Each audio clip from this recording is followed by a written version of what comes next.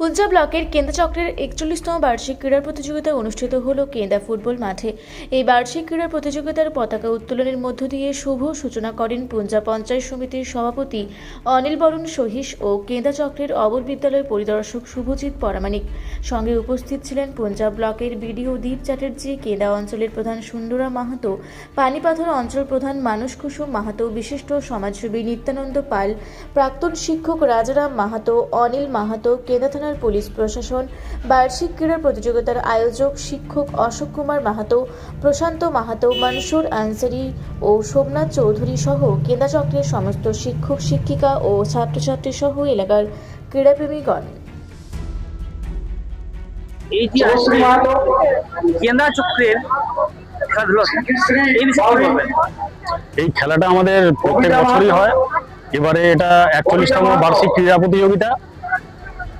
এই খেলাটা অত্যন্ত সাড়ম্বরে প্রত্যেক বছরই আমরা করি। এই খেলাটা হচ্ছে আমরা প্রথমে একদম গ্রাউন্ড লেভেল, মানে যেটা পঞ্চায়েত লেভেল, ওই পঞ্চায়েত লেভেলে খেলা হয়। আমাদের 5টা পঞ্চায়েত আছে, সেই পঞ্চায়েতে থেকে প্রত্যেক স্কুল পার্টিসিপেট করে এবং সেখান থেকে যারা ফার্স্ট সেকেন্ড হয় আমরা তাদেরকে এই সার্কেল লেভেল আজকে যেটা হচ্ছে এখানে আমরা ডাকি। তো এখানে এরা খেলতে এসছে। এই খেলার পর এখান থেকে যারা ফার্স্ট হবে, যারা ফার্স্ট পজিশন হোল্ড করবে প্রত্যেক জিপি থেকেই, মানে যারা ফার্স্ট হবে প্রত্যেকটা ইভেন্টে, তারা যাবে এর পরবর্তী জোন লেভেলে।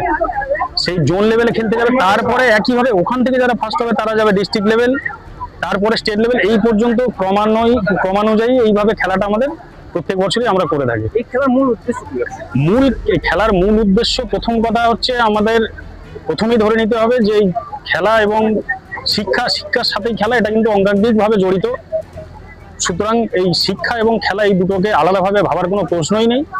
এই খেলার মাঠ থেকে একটা স্টুডেন্টের যেমন বৌদ্ধিক শারীরিক বিকাশ হয়, তেমন মানসিক বিকাশও কিন্তু হয়, সেটা আমাদেরকে মাথায় রাখতে হবে।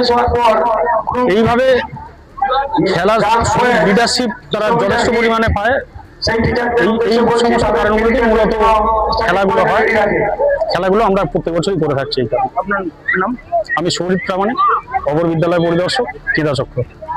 কেন্দা থেকে দীপু পরামানিকের রিপোর্ট, রূপসী বাংলা মিডিয়া।